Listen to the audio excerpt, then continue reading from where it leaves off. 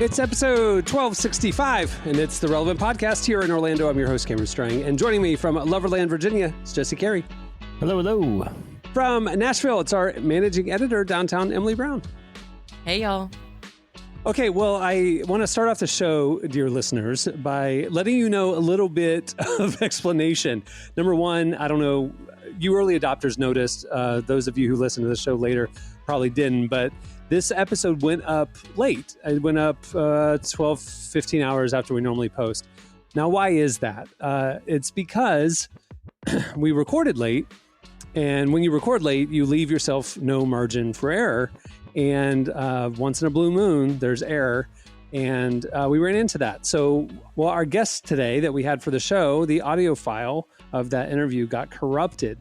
So, again, we recorded late, no margin for error. So there's no guest on today's show.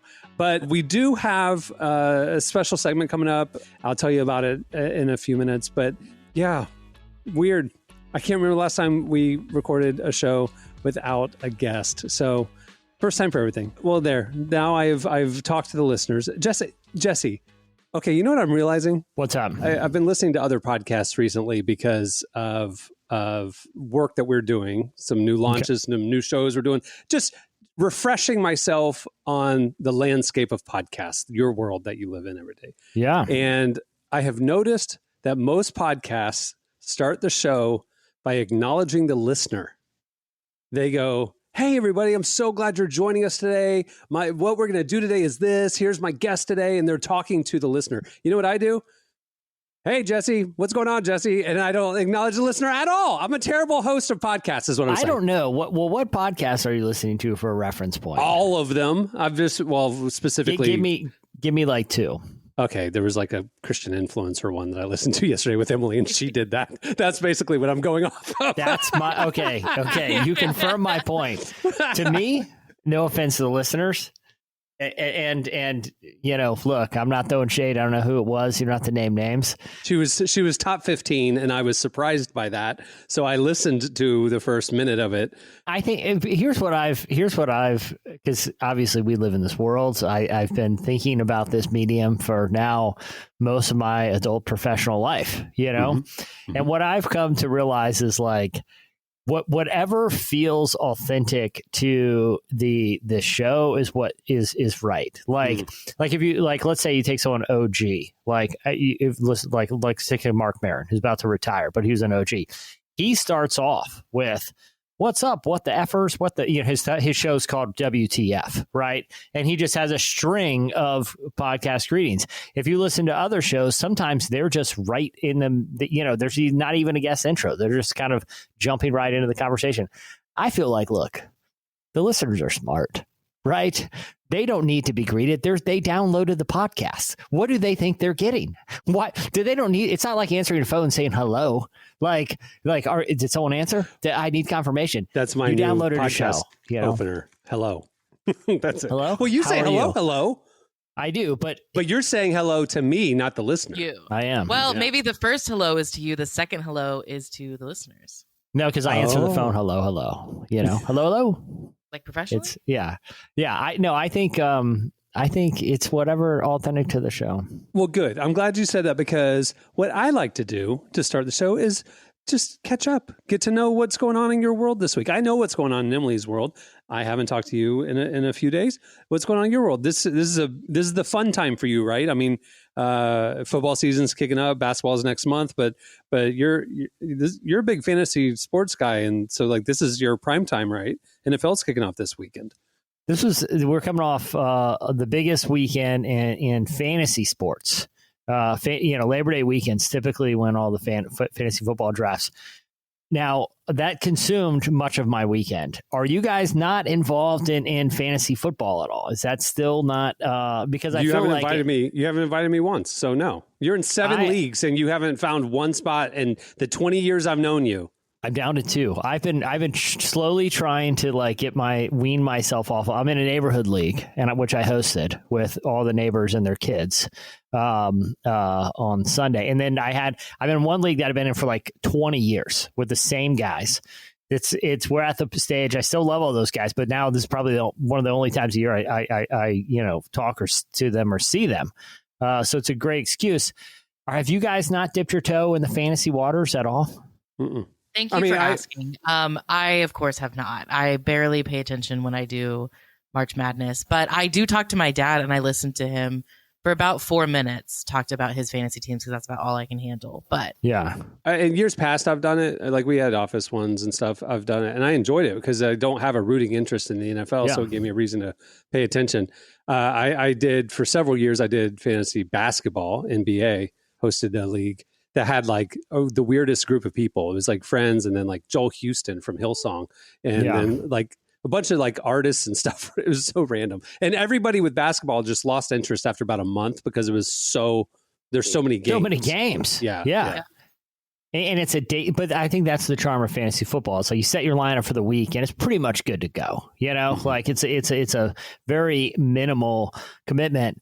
But just like everything, and maybe this is just me getting old, but like I feel like there's too many apps for everything. Like I am dying for the day, because I'm also in, like, if there's someone throwing a party or something, right?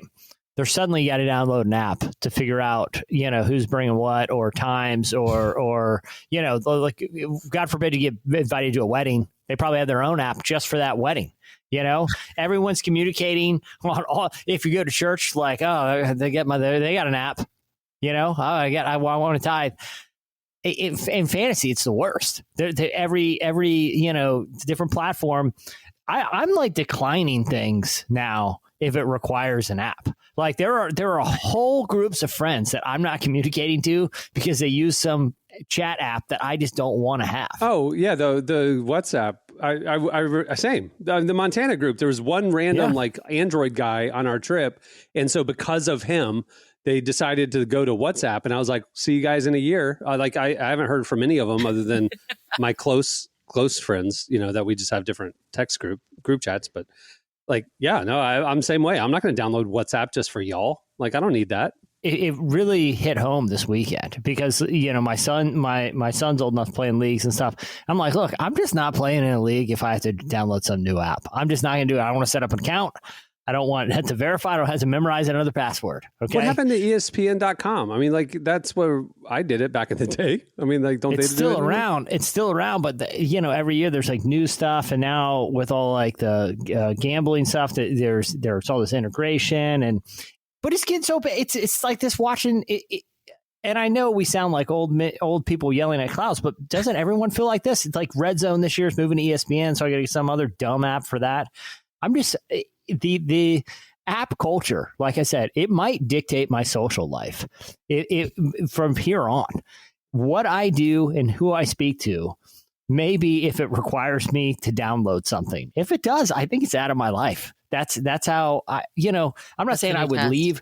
I'm not saying I would leave a church over it, but I might not be that involved. If it comes to it. Now that you say that, I will say I have 4 different apps downloaded for my church for various different things. And it does feel a bit excessive. I hadn't thought about it until this moment, but we do need to maybe figure out something with the app culture. Wait. You got your giving app. You got probably your volunteer schedule app. Well, okay. So there's the church has its own app, like with the events and different things on that. And then there's the giving app. That's called a website, but okay. Okay, well, there's also an app for that. And then I do have it's not WhatsApp. I actually can't remember what it's called, but it's something like WhatsApp that we use for my community group, our group chat, because we all have different phones, whatever. And then I started serving in kids this summer, and to like get your schedule for serving, that's a whole other app that they submit requests and everything to. So 4 apps for one church. And I'm sure there's probably more out there because I'm not even that involved. And I'm like, maybe we can, Emily, work with people. You go every week. You're in a small group. You serve in the kids ministry. I would say you're yes. I guess you are I am involved. I'm involved, sure. But I'm saying there's a few people more involved than you. But I'm saying there are other things I could be involved in if I had more time, and that would probably make me have to get another app. Yeah. Well, here's the one case with the church app. I know I'm like speaking out of both sides of my mouth here, but I'm just venting. Maybe because I came off a lot. Like I had like so many people at my house on Sunday, prepping for this, like literally, I don't know, 25 people. And I'm sweating on a laptop trying to get draft stuff set up while people are talking. Like I am like having more anxiety in my own home over setting up this fantasy league as like I see the clock ticking down till draft time to make sure everyone has set up than I am at work. Like it was the most stressed I've been in a long time. And that's where I was like, this has just gone too far, But I will say this, the one thing about the church app, if your church has an app, especially for something like giving or volunteering, it assures that you're giving or volunteering to the right church. Because there was one Sunday where we stayed home from church and Dana, my wife, it's time to tithe. And she went to, our church is called Trinity Church. Anyway, she went online, submitted our tithe or whatever. The next week, we got a new attendee packet from a church in Arizona that was also called Trinity Church, thanking us for our financial contribution to their church. And she had realized she had gone to the wrong Trinity Church, one that was in Arizona. So that left us in a conundrum. Can you ask for a tithe refund if it was to the wrong church? And we had a long discussion about this. What did you decide? No, you're going to leave the money there. You're just going to bless them, aren't you? It's pending litigation right now. No. We left it in Arizona. I think we sent them a message that it was the wrong one, but yeah. So I guess I can see a case for the app, but it did lead to the discussion. Is it ever appropriate to ask for a refund? I can't think of a single time when it would be appropriate. I could, because I thought about it. Okay. What? If it was like if your wife donated to the wrong Trinity Church? No, if well, in that case, no. As long as that Trinity Church is Orthodox, like, what if it was like an LDS Trinity or something, where it's like, I just don't know. Don't they believe in like the quad? They don't just believe in the Trinity. Isn't there another extra one in there? I think they still. I don't know. All I know is like I don't think I'd feel comfortable tithing. And like I have no beef with the LDS. I'm just saying theologically, I don't know if I give them money. That's where. So I did think about this when it would be appropriate to ask for the refund. So when did you come up with? What's the rules? I think if it's non-Christian. If it's outside of like Orthodox, if you feel like their teachings are at odds, okay, maybe. And I'm not saying you have to. Then I'm just saying I don't think. What about? Totally so you're talking like I would say most people agree, although Mormons wouldn't agree with this. I would say most evangelical Christians would agree that Mormons are not evangelical Christian. And so that's your line is almost like religion. What about denomination? What if you're non-denom and you send it over to a really liberal Methodist church, United Methodist? I don't care. All right. Well, and again, I don't even know if I would care with the LDS. I'm just saying, like, personally, I'd probably let that go too. I've known many Mormons, and they're incredible people. They are. I've never met one that isn't one of the nicest, honestly, most Christ-like person I've met. Like, they're nicer than most like evangelical Christians I've met, and more generous. I'd probably just let it go. I'm just saying, if I were to make a theological case for asking for a tithe refund, and I think they would agree with me, it's when there's a hard theological departure, then you could justify asking for the refund. I think I'm too non-confrontational to ask for it, though, to be honest. You know what I learned this week? Number one state for plastic surgery is Utah. So maybe the reason why all the Mormons are so nice is because it's that whole thing of look good, feel good. Look good, play good. For you like your uniform, you play better. Yeah, I got all the plastic surgery. I look good, so I'm nice to people because I'm not insecure anymore. Well, they also eat clean. Pain meds from. They eat clean. There's no caffeine. There's no alcohol. They're clean living. The new generation likes their soda pops. They have caffeine. They don't drink coffee though. Like I said, the only ones I've met are some of the nicest people ever. So I'm not saying I would take back the donation. I'm just saying. Do you think they're so nice they would give it back with no questions asked? I think so. I really do. I think because they seem very non-confrontational as well. That's not what I hear about how the church controls people's lives, and that there's a deep, dark side to it all. Maybe there is. That's not been my experience, but to be honest, I haven't mistakenly donated to them. So, who am I? I'm getting all my information from former Mormon wives, FYI, on reality television. I know exactly where you're. I think yours is pretty Bravo-centric. No, Hulu-centric. But yes. Mine have been out in the wild and delightful folk. This year, this season, Dancing with the Stars will have 2 Mormon contestants on it. Mormon wife contestants. Yeah, I will get more information about the religion by watching Dancing with the Stars this year. All right, moving the show along. Not only do we have One Has to Go at the end of the show, but today we are debuting issue 117 of Relevant. And Emily and I will tell you all about it coming up as well. Very excited. It's been a long time coming. The cover is actually the new generation of kind of indie artists, Christian indie artists that are exploding right now. And we have interviews with some of the big names.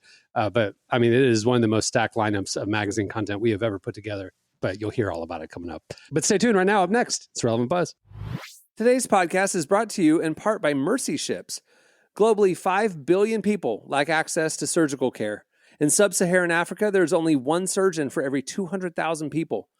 Mercy Ships provides free, life-transforming surgeries for people who have little to no access to medical care. They help the blind see, straighten twisted limbs, remove deadly tumors, treat cleft conditions, and so much more. With state-of-the-art hospital ships, they provide safe surgery to children and adults living with treatable conditions, and it's completely free of charge. They do all this work with an all-volunteer crew of professionals who donate their time and talents. Surgeons, stewards, nurses, engineers, and more make the world a better place. Your donation today provides free, safe surgeries to people in desperate need of help. All gifts are matched, so please donate today at mercyships.org/relevant. Today's podcast is brought to you in part by Tim Tebow's book, Look Again. Have you ever wondered what would change if you truly believed you were infinitely valuable to God? In his New York Times bestselling book, Look Again, Tim Tebow reveals the powerful truth that when we learn to see the image of God in every person, including those we struggle to love, everything changes. Tebow shares incredible stories from his work with people the world often overlooks, and it will challenge you to stand up to the lies, rediscover the worth that everyone has, and impact the world for good. Find Look Again by Tim Tebow, available now wherever books are sold. Okay, it's time for Relevant Buzz. Tell us what's happening at the intersection of faith and culture this week, Emily. Okay, so the first thing I want to cover is let me talk to the listener. Hey, listeners, I'm going to ask Emily now to tell us what's at the intersection of faith and culture. Emily, join me in talking to the listeners and tell them what's going on. Hello, listeners. That's what podcasters do now. That's what I've learned by listening to one Christian influencer podcast yesterday. Yeah, I love that you're going to change everything about podcasts after doing it for 20 years. Just like everything I know about Mormons is from a Hulu show. So I'm sensing a pattern here. We should actually talk about that later. Yeah. I've changed my whole thing. They can have my tithe. I'm on the record if I mistakenly, like I said, I don't know if they want it. I don't know if there's a rule about it, but I'm just saying I like them. I'm on the record. So there's that if you're listening. You're going to wave to them from heaven in the eternity? You're going to wave at your friends down at the other locations that they may be? Hey, listen, I'm not saying who goes where. I'm not judging, I think the Bible says who goes where. All I'm saying is I have really enjoyed my time that I've spent with any Mormon. Well, you should enjoy it now because you won't, after you die, you won't see them again. Listen, I'm not my job to judge. Okay. That's true. Moving on to Buzz. Listeners, they can have my mistaken tithe. I take it back. Use it for something good. Just I could see you being aware of, I don't want to say these things publicly on the record that could be taken out of context. I could see you editing yourself in your brain. It was really funny. Gears turn. Yes. Like, this is why they don't allow like cell phones in like comedy clubs anymore because they don't want people self-filtering. They just want them to say it. Yeah. And maybe we're better off that there's some accountability. And now you can't just say any wildly inappropriate thing that pops into your head. So Emily, let's just go because it's going to go downhill rapidly. Yeah, let's try to pull us out of that. Okay. First thing I want to talk about is something that has been going viral online recently, and that is Gavin Castellanegno. He is one of the stars of The Summer I Turned Pretty, which is a show I've been watching all summer long. I assume it's safe to assume that you guys have also been watching it. Jesse, definitely. I'm sure. I've seen the tile. On Amazon Prime, the little title. Sometimes the preview starts playing, but that's about it. Honestly, I can't believe that it's as popular as it is, like this cultural moment, because I literally didn't realize anybody ever watched anything on Amazon Prime, or Prime Video, they call it. I would say it's safe to say this is definitely one of the biggest shows on Amazon Prime. Now, it's not Amazon Prime. The press release says specifically call it Prime Video, no Amazon. Well, this is like HBO Max, whatever. I'm going to call it what I want. You know what problem. I'm talking about. This is their problem, not ours. We know exactly what Emily's I still call about. it Twitter, I don't care. And no one is confused by Emily calling it Amazon Prime. The only people mad about this are the nerds that work at Amazon that decided on the rebrand. That's the only people. Anyway, I know what you're talking about, Emily. And I don't cater to them. Anyways. Can they just improve their interface? Like, I don't even know what they have. Like, I'll go on there, like, if I hear specifically like the Duggar documentary thing, the Happy Shiny People. Like, oh, there it is. It's at the top. I can watch that. I don't browse it. It's a terrible interface for like discovering content because 2/3 of the content is like, oh, I want to watch that. And then it's like, you can buy it. It's like, they don't separate. But honestly, who has a good interface? Like, I feel like they all kind of... The new Netflix one is good. The new one where it's like everything's bigger now. I thought that was pretty good. I don't like... Here's my beef with all of the new ones is like, I don't like when I like to browse in silence. I want to browse and just look at tiles. I don't want something to start playing. Like, I have to mute my TV. You can change the setting in the app. It's a whole thing. Just make the default like we want it. Okay? I just want to thumb through and not hear, random things start playing. That's my beef with it. Anyway, you have got a lot of app beefs these days. You are turning into get off my lawn. No, I feel like I could simplify the world. I feel like I'm my generation Steve Jobs. Like, things are getting out of control. We need someone just to simplify. Okay? The world is PC. You need to Mac it up and just simplify That's it. That is exactly what's happening. Yep. It's like when Windows just got out of control. That's what's happening to our world. We just need some creative, design person to come in and just recognize this and create a solution. Maybe it's... And that's you. Or some... No, it's not Jesse. Jesse's an idea guy. He's not an implementer guy. So he's just going to have all these observations and do nothing with them. You need a note taker to jot down your ideas and then someone far less lazy actually executes. Like when Kramer started Kramerica Industries, he was the idea guy, and then he had his intern Darren implement all of his ideas. Perfect. That's what Jesse needs is an intern, Darren. That's right. And they have to be incredibly good at design and software development and possibly hardware engineering, because I have a whole TV interface that I'd like someone to build. It involves Minority Report type of functionality. Anyway, continue, Emily. I never understood why Kramer's idea of putting a bladder inside of oil tankers to prevent spills. I never understood why they didn't actually move forward with that. That was a great idea. I mean, back in the 90s, there was all these oil spills killing all the ducks everywhere, and it's like, if you would have had a big bladder, you could have cracked the hole. Nothing would have spilled out. You would have had a rubber bladder inside of it. I thought it was a great idea. Kramer was onto something. I gotta assume they do, but I also gotta assume that if you are an oil tanker and it's enough to puncture, 6-inch steel walls, I don't know how much it's going to pop the balloon on the inside. I don't know how much the rubber balloon's going to help. Anyway, all right, you're right. That's a good point. I don't know if engineers should be taking ideas from Seinfeld. I'm saying that was the one that seemed plausible. His other ideas were ridiculous. But do you remember how his experiment did with him saying, "Well, that didn't work" when it burst all over and nearly killed Jerry's girlfriend, sending Darren to prison for a long, long time. That is a true story. Anyway, hello, I'm not looking up, and then the oil bladders went all over. All right. Okay, well, back to the shows from this century. So we're talking about The Summer I Turned Pretty. No, I want to talk about Gavin, who plays Jeremiah in The Summer I Turned Pretty. A lot of people have been talking about the show all summer, but what really struck us was that... Give us the premise. I don't even know what the show is about. I've seen a picture of two boys and a girl. Is that who turned pretty and what happened? So the story, the main girl is a girl named Belly. And there are two brothers that are both in love with her, and at different times she's in love with them. And so really the show is about who is she going to end up with between these two brothers. Did she There's a love million one other when details. she was ugly and one when she had turned pretty? So the whole like Summer I Turned Pretty is just her going through puberty. Like she turned pretty after she was like 16. Like she just went through puberty and grew up, whatever. And so the older brother, who was her first love, like they start dating. Stuff happens. They break up. She starts dating the younger brother, but there's still lingering feelings with the older brother. And there's some tension. Jesse right looks now. he looks so condescending at you right now. But here's No, the thing, I'm just- Jesse. You can't look down on her for loving the show when you watch Outer Banks religiously.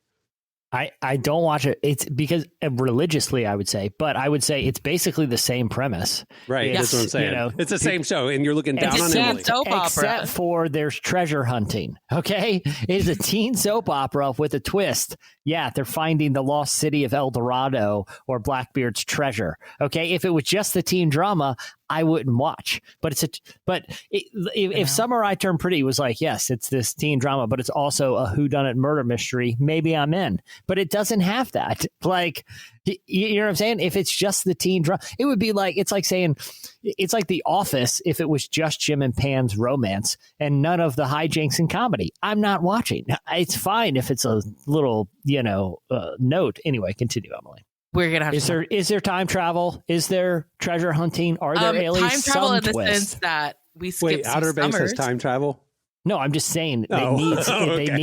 need a twist. Got it.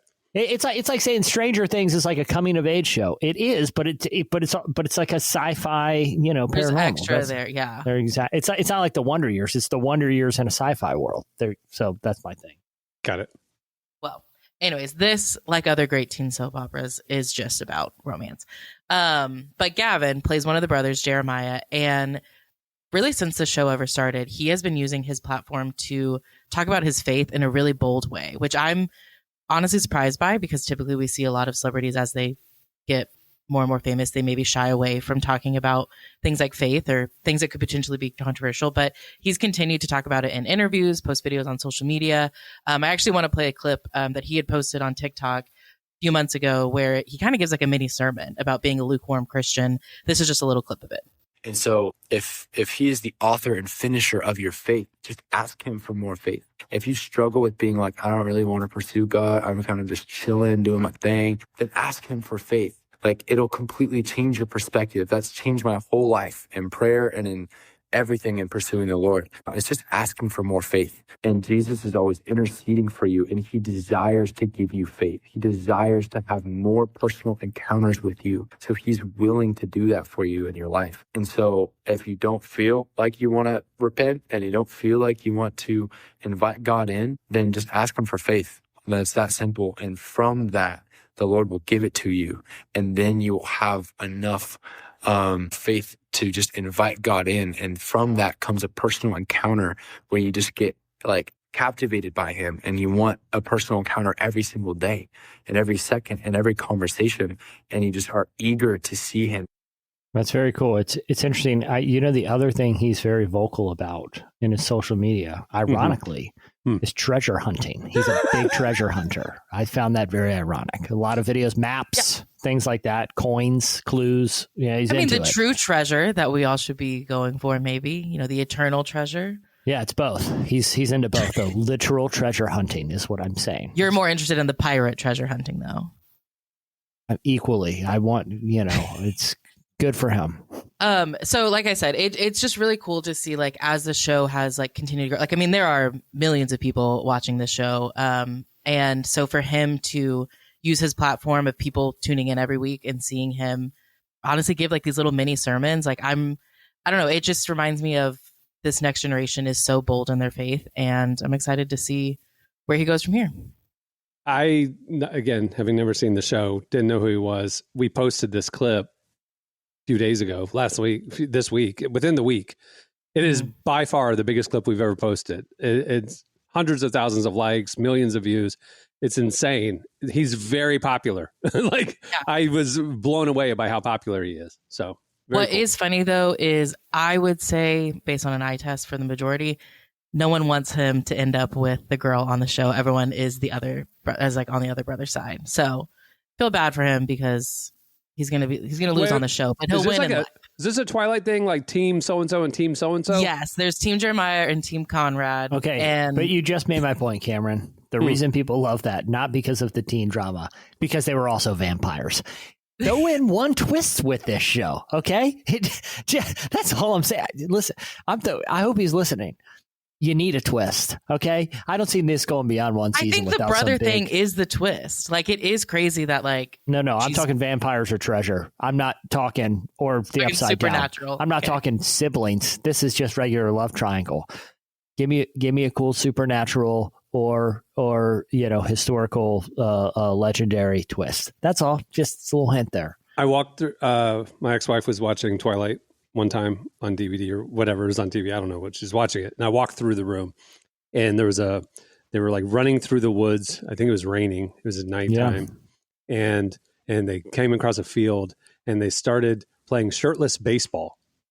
Yeah. And I thought, that's the first okay, well, this isn't for me. I just kept going. I was doing laundry or something. I just kept going. I disagree. There are very few films that have a shirtless sports scene, and I'm not like, I'm probably in. Going back to Top Gun, it's you just throw that in there. There's no, in Top Gun, there's no point in that volleyball scene. Like it does nothing for the plot. There's a point in the volleyball scene. Yeah, but what I'm saying, like plot wise, By the way, he leaves that volleyball game early. I don't know when the last time you've seen the original Top Gun was. He's playing one in jeans for it. Think about how hot and sweat and sand. It's sand. It's not gym volleyball. You think about playing sand volleyball in jeans, how you're feeling. And he goes on a date from there. Okay. That just, I don't know. It just wasn't needed. That's a pretty grimy look. I heard a TV reviewer on NPR the other day, and he was reviewing some new show. I don't even know which one it was. And he quoted another reviewer. He was talking about the elements of the show. Some of them were gratuitous and distracting to the story. And he said, it reminded me of a quote I read from another prolific film reviewer. And he said, sex scenes in movies are pointless. It's like we have to stop the story to watch people have sex, and then the story resumes afterwards. He said, I feel the same way about chase scenes. He's like, can we just get to the end of the chase and let's get the story resume? And he said, and the volleyball scene reminds me of that. Like, what is it with these random filler scenes that don't add anything to the story? The story pauses for a minute or two and then continues at the end of it. I do think you need space to breathe, though. Like, I think if you just go after these, like, big high moments, you as a viewer will just be on edge the whole time. Well, I think the critic was saying the opposite. Like, I don't need more chase scenes, which would be the big high moment. He's like, this didn't add anything to the story. Get back to the story. That's what he was saying. But I think he's wrong in that some movies, the story is just to set up the next chase. Like if you watch the latest Mission Impossible. No, I don't like those movies. Like the same way you don't like reality TV. The plot is... They basically, there's about a minute of exposition of explaining what this impossible mission is. And it's 20 minutes of a chase doing the mission. Like, I think he's missing the point of a chase movie. Or, you know what I mean? Like, well, I don't think he was talking about Mission Impossible because that is a quest chase movie. You're right. I think he was talking about like when a random scene, like a sex scene or a chase scene or a volleyball scene interrupts the story of a movie, I think is what he was more talking about. It's like the movie Extraction. It's like, let's get through the extraction and get to the story. It's like, it's literally just an extraction for like an hour and a half. Anyway, I do think there are definitely times when a scene, it's like, I think the director just wanted this for some reason. Like I watched the new Coen movie, Honey Don't. And there were a lot of sex scenes in it that I like, as I'm watching in the theaters thinking, what are we doing here? Like, can we just move on? So I think there are times I have a question for you in that moment. Real serious question. Answer me this. What would Jesus do? Would he be there watching those scenes? Well, they didn't have movie theaters back then. What would he do? Yeah, that's a good point. Today? What would he do? I don't know. The Bible's pretty, You would have prayed. Pretty racy. That's the Old Testament. Jesus came back and not a lot of chase scenes. Separated. There's a whole new thing. Not a lot of chase scenes. All right, can you imagine if there was just a chase scene in the Bible? I kind of wish they would add a chase scene into the Bible. That'd be fun. I don't know where it would be, but I guess maybe. Well, there is a chase. When Jesus went down to hell after the crucifixion for 3 days, Mel Gibson. he's running around trying to find the keys. You know, there could have been some chasing down there. He's trying to get all the Mormons out of the way, like they're all cluttering everything up. I'm sure we'll see that in the resurrection of Christ. Yeah. I was thinking more along the lines of the bear. Who's it? Elijah sends the bear to chase the kids for calling them bald. That's a good one. That's a fun. That's a fun, memorable chase. David spent a lot of time on the run. That's true. There's a lot of chase scenes in Psalms. Yeah. He's hiding in caves left and right. You think he's just wandering casually from cave to cave? No, he's running. There's chasing. Yeah. All right. Okay, we've got to move on from this. I want to talk about another post that went viral recently, which was a job that was posted on LinkedIn. So in India, there's a company called Monk Entertainment, and their CEO, Viraj Sheth, posted a job looking for professional doom scrollers. So this role would require someone to spend hours every single day glued to Instagram, YouTube, Reddit, spotting trends before they break. Applicants would need to log at least 6 hours a day, and they'd have to know notable and rising influencers and be comfortable using both Excel and gossip forums.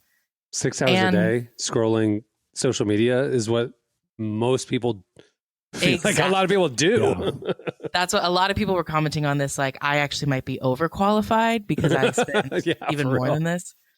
But why would that be a helpful skill? Isn't that what an algorithm does? Like what would human insight do? What he's trying to do is spot it before the algorithm blows something up. The whole point of it, like she said, was to spot trends before they become algorithmic trends. Like there's certain indicators that this is something the algorithm is going to push. Like what we found on a lot of our posts is we'll post it and then it's 3 days later, it explodes. Like it'll just be like normal reception when we post it. And then we like move on. We're posting other stuff. But we kind of know posting it. It's like, you know what? It might not blow up right away, but in 3 days we're going to check it, and it has thousands. This will be one the algorithm likes. What he's trying to do is get ahead of that. He's trying to spot stuff for his company before it becomes the algorithm blowing something up. So anyway. But so there you go. How do you apply? On LinkedIn.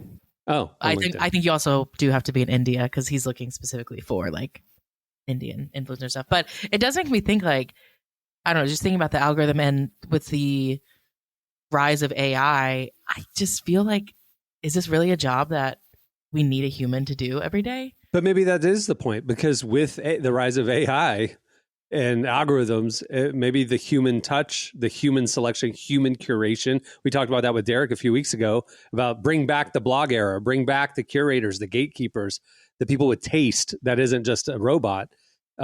Maybe that's what he's going for. I could definitely see the value in that. Yeah. Isn't that just Substack though? Like, isn't that sort of like self-curated, non-algorithmic, sort of? Right. You want to try that one again? Real close. Algorithmic. You're doing an aluminium. You're adding an extra vowel like the Brits do with aluminum. That was perfect. But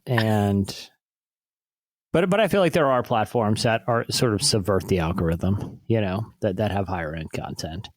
Well, maybe Relevant will hire a doom scroll. I think podcasts one do of these that. days. I think podcasts do that, by the way. Particularly if you're listening on like traditional platforms. I feel like those are still like discovery platforms or curation platforms that go beyond an algorithm's reach, How so? Well, if you're encountering a podcast on like YouTube or social and that's your entry point, then an algorithm probably got you there.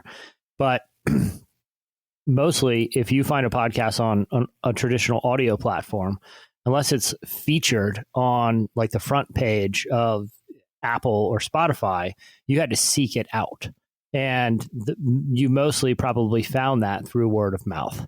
And so I think it is one of the mediums, specifically, outside of like the top charts, which there's an algorithm behind it, but it's not as tailored. It's kind of a universal one. I still think it somewhat subverts algorithmic logic and relies on You're adding algorithmic. You're adding an M in there. Algorithmic. You get what I'm saying, but it relies on traditional methods of discovery, which is often word of mouth. You know, the end of the show is going to be good. As It's a going to be the 17 Algorithmic. different ways you said algorithmic. people from all over the world be like, I say it like that. You know, in Britain. Listeners, specifically. how do you say algorithmic? That's what we need. It's algorithmic. You're missing the more. Algorithmic. That's what you've been. You were like Al Gore rhythm Mick. Close enough. Al Gore rhythm Mick. Okay. Anyway, go ahead. Oh my gosh. All right. Moving on to the last thing. There was a theater in Texas that made headlines this week after a bishop was brought in to bless moviegoers before they saw The Conjuring Last Rites, which is the newest installment of the Conjuring franchise. Jesse, you find this series interesting. I know, I hate horror movies. I don't know how you feel about horror movies, but you always like this one because the writers of The Conjuring were Christians, and the spiritual darkness that they dealt with was biblical, essentially. Yeah, exactly. And I think a lot of horror movies either through allegory. I was just joking. Algorithmic is what you're trying to say. I think a lot of horror movies deal with a lot of themes that could be traced back to Christian ideas through allegory, which is good and evil, self-sacrifice. Ultimately, like zombie movies are really about, wait, are we the monsters? Are zombies, is this kind of horrible force actually show our true colors, and are we the actual monsters here? But The Conjuring, it's very literal. And these are stories of spiritual possession and exorcism. I think they're really interesting and are based on, a lot of them, I'm not saying they're like word for word true stories, but a lot of them are based on actual events that the two kind of primary individuals encountered. And so, I think it's and it's one of the most successful horror franchises of all time. And what's interesting about it too, and I don't watch horror movies because, garbage in, garbage out. I don't want to mess around with that stuff. But you do watch reality TV. Oh yeah, I learned so much about Mormon theology. It's an educational experience for me. Leave me alone. The thing about, there's two types of horror movies. There's like boo, like jump scare kind of horror movies. It's more suspense thrillers kind of thing. And then there's the dark spiritual horror movies, which is what this is dealing with. But what's interesting about The Conjuring, because it is dealing with really like the biblical spiritual dimension, that if you're a believer, you believe that there is spiritual warfare and there's demons and there's angels and there's, like this is happening. We are not living in reality. That's reality, right? I mean, as Christians, we do believe that. And The Conjuring is actually showing and portraying that darkness. Like they're showing the evil that is like the biblical evil, which I do not find entertaining. And I don't want to go see it with popcorn at a movie theater. But anyway, some people do. They station this actual priest as a marketing stunt. Yes, it's a marketing stunt. Yes, we're playing along. Yes, we're, talking about it, which was the whole point, because it's promo for the movie. But they really did station a real priest doing real holy water blessings. And he's a bishop. Sorry, he's not a priest. Thanks for the correction, Emily. At the movie theater, because this is like the real evil stuff, not just scary movie evil stuff. This is like real darkness. And there were like other viral stunts around other Conjuring movies over the years, including up to this year. But back starting in 2016, that at screenings, people were having like manifestation of demonic possessions and stuff in the theaters, which is just absolutely not something you want to mess around with. But anyway. Yeah, I agree. You don't want to mess around with it. But I also feel like outside of Catholicism, honestly, it's not taken seriously in a lot of mainstream Christian discussion and denominations. In terms, there are literal roles within the Catholic hierarchy that are dedicated to the casting down of demons, which is something that is biblically mandated, but sort of just ignored in modern spirituality. And I do think it's cool that there is at least a cultural touch point for people to think about these ideas, because there are lots of ideas that you encounter in Scripture, going all the way back to the Old Testament, and giants and human angelic being hybrids and the Watchers, that we don't even know what these beings were. We know that they somehow traveled here, like that we just tend to ignore, because they aren't they seemingly don't have practical application to our spiritual well-being in the moment. And that's sort of the a lot of the discussions favor that, where there's a lot of elements to scripture that are worthy of inspection, even if it takes something like Hollywood to find how to package it in a way that's interesting to people, Mm-hmm. I agree. And I think, Cameron, to your point, like in the past, they've done kind of these viral marketing stunts about kind of faking a demonic possession, which we obviously have a lot of issues with. I appreciate if they're going to market it, they're going to bring in an actual bishop and bless and hand out holy water and little prayer cards. You know what they should do? Instead of just bringing in a Catholic bishop, they should bring in bishops from every denomination, like a Kojic bishop, a Baptist. Do Baptists have bishops? No, deacons. I know the Assemblies of God does. They should just have a variety of bishops, all just faith leaders. Almost like when you sign up at college, you sign up for the different clubs or Rush, and there's like little tables out in the quad. Like they have all the different denominational bishops there, and you can go to the one you want before you go see the movie. I think. Well, I will say this bishop. So his name is Brian Owlett. He kind of does stuff like this before. He's been on like paranormal shows, like Ghost Adventures, or I think he was on like an episode of Dateline talking about stuff. So. He's been kind of dubbed the Summer I Turned Pretty. The Summer I Turned Pretty, famously, yeah. He's been kind of dubbed as the Exorcist bishop. He's also weirdly into treasure hunting. Anyway, sorry, go ahead.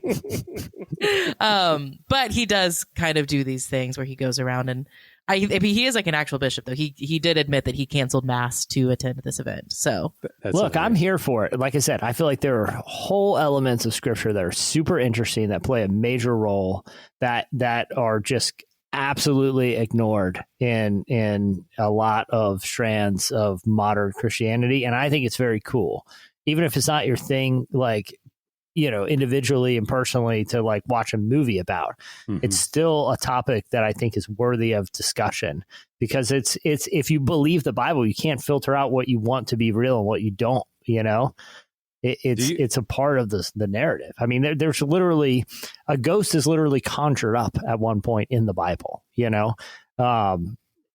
are just interesting ideas that I don't feel like are totally addressed. And if you want to get a free bottle of holy water, you can go to your local movie theater. Super into the Conjuring series, Mormons. Are they? Yeah, super into it. I don't know. All right, that'll do it for Relevant Buzz. Make sure to check out those stories and a lot more over at relevantmagazine.com. Thanks, Emily. All right, stay tuned. Up next, Emily and I algorithmically are going to tell you about the brand new issue of Relevant. Issue 117 is out today. Give us a couple minutes. You'll enjoy it. Today's podcast is brought to you in part by John Mark Comer's book, Garden City, a book that speaks to the tension we all feel between work, rest, and purpose. The New York Times best-selling author John Mark Comer takes us to the scriptures to identify what it really means to be human and flips the script on the idea that who you are matters, not what you do.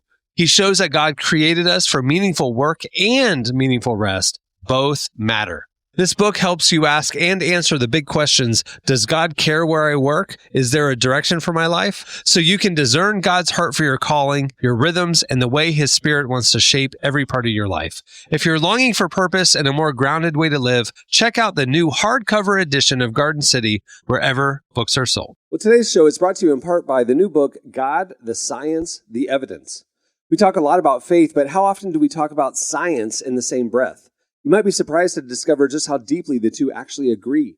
For centuries, science has been used to dismiss the idea of God, but today an intellectual revolution is underway.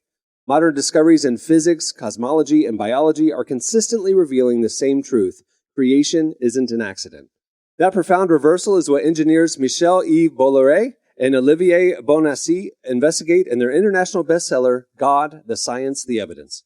This book is a rigorous, evidence-based critique of materialism, inviting you to explore over a dozen scientific, philosophical, and historical domains. It shows that what was once seemed impossible, that science could point to a creator, is now supported by a vast and convergent body of evidence. With over 400,000 copies sold in Europe, this book is sparking a global debate.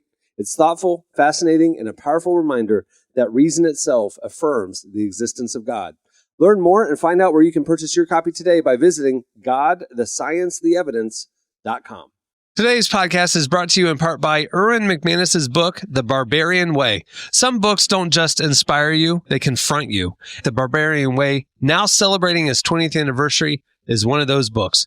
If you felt the pull of God towards something deeper and wilder than the safe, predictable version of faith that we settle for, McManus reminds us that following Jesus was never meant to be tame. It's meant to awaken courage, passion, and purpose God placed inside us. He draws from the wild stories of Abel, Noah, Moses, Rahab, and others to remind us that following God wasn't meant to be tame. Safe faith isn't working. Step into the story God is writing for you. Choose passion, choose boldness, choose The Barbarian Way. Available now wherever books are sold. All right. Well, like I mentioned, the new issue of Relevant came out today. We published a print mag for 17 years from 2003 to 2020 and put it on quote unquote hiatus when COVID hit. And we're still on said hiatus. We do have plans. If you have been to Relevant Store, you know that we are and have been for a while doing pre-orders for an annual print edition. That is still happening. If you have pre-ordered, you know, we've sent out some emails, but like that is still in motion. What that'll be is annually we're doing digital magazines like this issue that we're going to tell you about, and then we will compile the best of that content into a coffee table publication that you can keep year round. And very excited about that. That'll be debuting a little later this year, actually. So stay tuned for that. But anyway, the digital issue 117, is out now. You can view it for free over at relevantmagazine.com. Just click on the magazine tab. All the feature articles are there. Something we're doing different this time is if you've been to the site, you know that we have Relevant Plus. Relevant Plus is a monthly membership that you can sign up for as low as $250 a month, and you can get like ad-free version of this podcast, ad-free reading at the website. But you also get a subscriber edition of this digital issue. And this issue, we are taking it to another level. It is going back to the full level of the print publication, i.e., front matter, columns, like all the stuff that made the print mag is back, and it is only available for subscribers, all the front matter stuff. It's very exciting. Can't wait for your subscribers to see that. But all the features of the issue are available for free. You guys can all go read them on our social media. We're posting everything on Instagram and Facebook and all the places that we post content. But you can go and browse the whole thing over at relevantmagazine.com as well. Like I mentioned, the cover story is highlighting this new wave of amazing Christian indie artists that are really changing the game. They are unabashedly faith forward in their lyrics. They're absolutely amazing in their musical prowess. They are blowing up outside of the label system. And that is really fun to see happening. Allison Ide, who was on the podcast a couple of weeks ago, has one of our favorite kind of viral Christian songs right now called I Don't Know. Her face is on the cover, but the cover story also has Jay Manuel, Gracie Benyon, Strings and Heart, and Sarah Jors. And we get into all their stories and multimedia. You can experience all their music. And each of them have amazing stories and really are doing amazing work and blowing up. I mean, like I mentioned, Strings and Heart, like had 300,000 followers on Instagram or monthly listeners on Spotify, sorry. And now they're in the millions. I mean, like they're all like ascending rapidly and it's fun to watch. So catch on to them now. You can be one of those people that said like, oh, I was a big fan of Strings and Heart before they were popular. If you go read our cover story. It was really cool when we were thinking about, what we want to be on the cover of this issue. We tossed around a few ideas, but when we started talking about highlighting this new wave of Christian indie artists, we just knew that was kind of really where we're at. That's us. That's what we want to talk about because there's just so many amazing artists, like we said, who are doing really unique and new things. We're excited to see where they go from here. Yeah. Also in the issue, we'll go quickly through the rest. We have a great piece with Elevation Rhythm. Awesome article there. Judah Smith, we just had a conversation with him.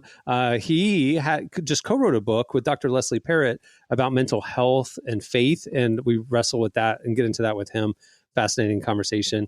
Also, you wrote a piece, Lindsay Snyder, the CEO of In-N-Out, is a bold Christian, and we know that the company had like a Christian origin because they put verses on their wrappers and stuff. But Lindsay herself, which I think she's the fourth generation, is that right? To lead the company? Fourth generation. Yeah. Billionaire, inherited it a long time ago, but has taken the chain to another level and put her mark on everything. And she is as faith forward as anybody. Tell us about it. Yeah, she took over the company when she was 27. She's been there for about 15 years, but she just is like through and through. Faith is so clearly a part of her life and her business model. A lot of times when I talk to people about their faith, sometimes I try to ease into the conversation. From the first question, she was ready to talk about it and ready to talk about how she, implements biblical models into her leadership. And she talked about they pray together in business meetings, and it's really cool to see this massive company that you maybe don't know it, but they are very Christian throughout. The Lindsay's story too is kind of crazy. She said, I'm not putting words in her mouth. She said she had kind of conventional daddy issues growing up, was a wild child, has gone through multiple divorces, had a lot of challenges in her life, and then this was kind of thrust on her when her dad passed away unexpectedly, and so she stepped into it and turned her life around and really found her faith in that journey, and is very outspoken. It's like we've talked about. It's like the Christians who are the most outspoken about their faith are usually the ones that are kind of newer to the faith. Not that she's new now, but like she went through something, found God, like a radical change, honestly. Yeah, and is excited to talk about it versus just growing up in the church. Also, we have a feature with Portugal the Man. Great art, great group, great new album. Rodney Jerkins, super producer Rodney Jerkins. He's produced everybody from, literally the Mount Rushmore. Let's go down the list. Beyonce, Michael Jackson, Britney Spears, Whitney Houston, all the way up to the current artists. This guy's, he's a PK. His dad's a pastor, and he grew up in the church, and he's a believer. And he said one day he was driving here in Orlando, where we both live, and they were going through the radio stations, and they came across our Christian hip hop station, and his kids were in the car, and they were like really digging it. Like, this is great. And one of his kids goes, "Dad, you should start a Christian hip hop label." And he said that idea just struck him, and he decided that he wants to give this next chapter of his career and his platform and all of the access he has because of this unbelievable, production career that he's built. He wants to focus on Christian hip hop and making a mark and, for the Lord. And so he started a label. We tell the whole story of that and the artist that he has and his heart and his vision, where it's going. It's a fascinating story. Rodney Jerkins. Yeah. He may not be a household name, but you know what he's done, You know his songs for sure.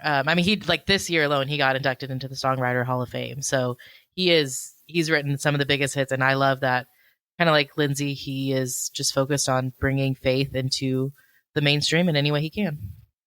Willie Robertson from Duck Dynasty is in the issue. If you heard last podcast, he was on the podcast last week. You know why? Because we thought the magazine would be out last week, and that was to coincide with Willie being on the podcast. Well, God's timing. Anyway, Willie Robertson, we have a great conversation with him. Cautious Clay, one of our favorite alt R&B artists, is in the issue.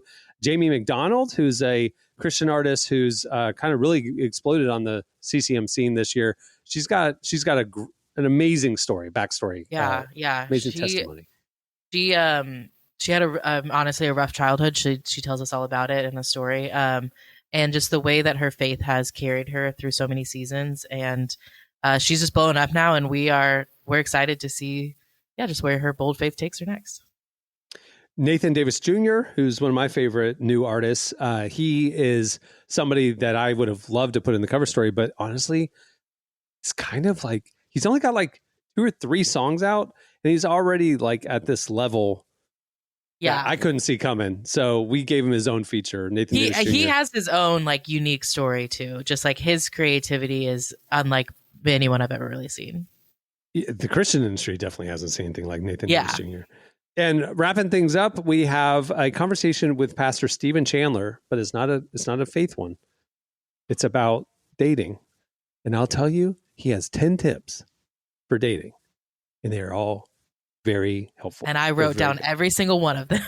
You didn't have to write them down. They're written down in the article. No, I copy and pasted them. But... Oh, okay, got it. You highlighted the article like a Bible. Yeah, instead of editing it, I was like, wait, I actually need to just take this for myself. You take it to small group, hand it out, like photocopy it and hand it out. Yeah, like a pamphlet. Yeah. Mm-hmm. Like this is the curriculum for today's small group series. Anyway, new issue. I mentioned where to find it. It's at relevantmagazine.com. You can read it for free. If you want the beautiful edition with front matter and columns and all the extras that we put into a normal full issue, You can sign up right there at relevantmagazine.com. Like I said, plans start as low as $250 a month for Relevant Plus. Okay, great job, Emily. Thanks. All right, stay tuned. Up next, it's One Has to Go. Well, today's podcast is brought to you in part by the new book, Confessions of a Christian Alcoholic. Author Jonathan Seidel knows firsthand how even believers can get stuck in shame and destructive habits, especially when it comes to one of society's biggest obsessions, alcohol. In Confessions of a Christian Alcoholic, he details his spiral into disordered drinking and shares the 4-step process he eventually used to break free. There's hope for alcoholics who become Christians and for Christians who become alcoholics. Find Confessions of a Christian Alcoholic wherever books are sold. What if you could change a child's life with just $10? Right now, thousands of vulnerable children in East Africa are suffering from jiggers. It's a painful, preventable parasite that burrows into their feet. Soul Hope is the only organization treating it through foot washing, medical care, and durable closed-toed shoes that protect kids long after treatment. $10 may not seem like much in today's world, but when we come together, those small gifts add up to big change. Join the 10 for 10 campaign. $10 protects 10 small toes. Visit soulhope.org/10 to give now. One small gift makes a big difference. Again, that's Soulhope, SOLE, hope.org/TEN. All right, it's time for One Has to Go. Okay, this was written by us, not the algorithmic selections. Algorithmically, Al Gore had nothing to do with these picks. We chose these. Here we go. We're doing One Has to Go. I'm going to tell you 4 things. You tell me one that has to go. Jesse, you're up first. Hot stuff, Hot Pockets, Hot Cheetos, Hot Yoga, and Hot Topic. One has to go.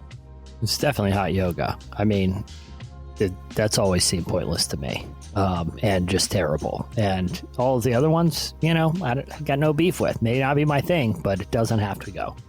All right. Emily, sweet things. Sweet Caroline, Sweet Child of Mine, Sweet Tea, and Sweet Home Alabama. One has to go. I think it's going to be Sweet Child of Mine. Because I have to have sweet tea. I'm from the South. That's kind of like... Is Sweet Child of Mine, is that the Guns N' Roses song? Yes, I think so. All right. There you go. And I'm going to be more likely to pick Sweet Caroline for karaoke. So There you go. Jesse, rock icons. The Rock, School of Rock, Rock Band, and Plymouth Rock. One of those rocks has to go. I'm going to have to go with The Rock. I heard Smashing Machine is good, his new movie, but aside from that, I've just not been into The Rock, It's looking very svelte these days. Dropped some muscle mass. Yeah, well, I mean... People are like really concerned about him and they're like, he's sick. And I'm like, I think he just decided he didn't want to be he didn't want to a be literal rock. He's like 60 years old. Let the man just he didn't want to slim die of down. a heart attack. Yeah. Yeah, exactly. It's actually Hulk Hogan over here. All right, Emily, high entertainment. You know what I'm saying? Like Adult Swim, the weekends. No, high entertainment. High School Musical, High Fidelity, the movie, High School Musical 2, or High Noon. One has to go. Obviously, the High School Musicals are staying, of course. I think it's going to be High Noon. I don't know if I've seen that one. Is it a Western? There you go. Yes, it is. Okay. All right, Yeah, Jesse, sorry. Star Power, Star Wars, Star Trek, A Star is Born, the new one, not the old one, and Dancing with the Stars. One has to go. Remember, there are Mormons on this season of Dancing with the Stars. I'm going to say... Your favorite group. I'm going to say A Star is Born. Haven't seen it, but looks like kind of a bummer. And so... Wait. Boy. Dude, Shallow is amazing. Shallow's good. I just don't know if I need a whole movie. I feel like I got the gist of it. I feel like I got the gist of the movie just hearing the song. Dude, I will say, it is I saw such a it- good movie. Okay. It'll mess you up, but it's an excellent movie. I'll say this. I saw it a few months after it had been released. I went in with very high expectations. It was a good movie. I do think it was overhyped, but it is worth a watch. So you should see it. Just to see Bradley Cooper sing with Lady Gaga and not hold his own. That's Specifically worth the just to price see of Lady admission. Gaga, but yeah. It's really, her acting was fantastic. Anyway, but yeah, very sad. It's kind of like Old Yeller at the end, You're not into horror Spoiler. movies. I'm not into big sad dramas. Just not into it, What do you think about La La Land? Indifferent. Probably would never watch it again. I watch Don't it like 3 times a music. year. Musicals. So great. Yeah. It's not a typical musical. Come on. Each their own. It's you know? art. It's no High School wonderful. Musical, I'll tell you that. Yeah. Wonderful. All right, Emily, cold options. Cold Brew, Cold Play, Cold War Kids, and Cold Stone Creamery. One has to go.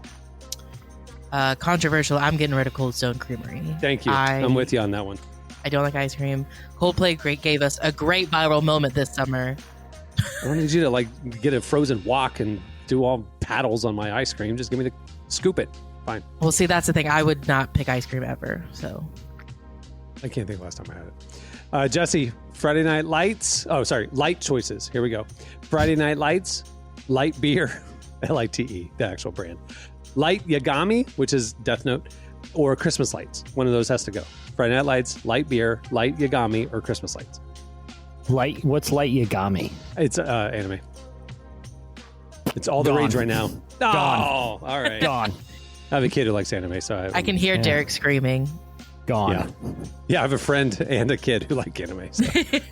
All right, last round. Here we go. Emily, Big Energy, Big Max, Big Brother, Big Hero 6, or Biggie Smalls. One has to go. Ooh, I'm about to make some people very mad. Don't you dare. It's already gone. Oh my gosh. Sorry. I'm You know what? That's like saying saying, get rid of George Washington. He's already gone. Who cares? What did he do? No, he was one of the most important presidents ever. He's one of the most important rappers ever. Big Big Hero 6? You're keeping Big Hero 6 over that? I cried in that one. Movie? Oh my gosh. Okay. Well, some of us are a little more emotional than others. All right. Now last one. We have 1 minute left. Here we go. Fast picks, Jesse. Fast and Furious, Fast Food, Fast Pass at Disney or Universal, or Fast Times at Ridgemont High. One of those fast has to go. Fast Times at Ridgemont High. Don't feel like that's probably aged well. You know, I literally the other day randomly watched it. It was like one of these nights I was working super late. And it was just like, it does not hold up. A lot of those movies. Did it ever? It felt icky. It's just a lot of that era movies I don't think they're moral and ethical standards. Yeah. Oh my gosh. I was like, they would never make this movie today. All right. Last one. Here we go. Emily, real fast. 2000s teen dramas. The OC, Gossip Girl, One Tree Hill, or Dawson's Creek. One has to go. Hardest question you've ever asked me. It's going to be Gossip Girl. Every single thing could have been solved if they just talked to each other. Also, gossip's a sin. What would Jesus do? You know what I'm saying? Yeah, no, that I don't care about, but... Kidding. Okay, you heard it. It's on the record. Everybody, she doesn't care about what Jesus do. Algorithmically, I messed up. I'm so sorry. All right, that'll do it for... Make sure to check out issue 117 of Relevant. Like I said, you can find it at relevantmagazine.com. You can find it on our socials. And if you want to sign up for the enhanced premium edition, you will get it immediately when you sign up for Relevant Plus at relevantmagazine.com. Not only will you get the new issue, you'll get this podcast ad-free, and you'll get ad-free unlimited reading at relevantmagazine.com as well. And we really appreciate the support. All right, on that note, we'll wrap it. I'm Cameron Strang. I'm Jesse Carey. I'm Emily Brown. We'll see you next Friday. Have a great week, everybody.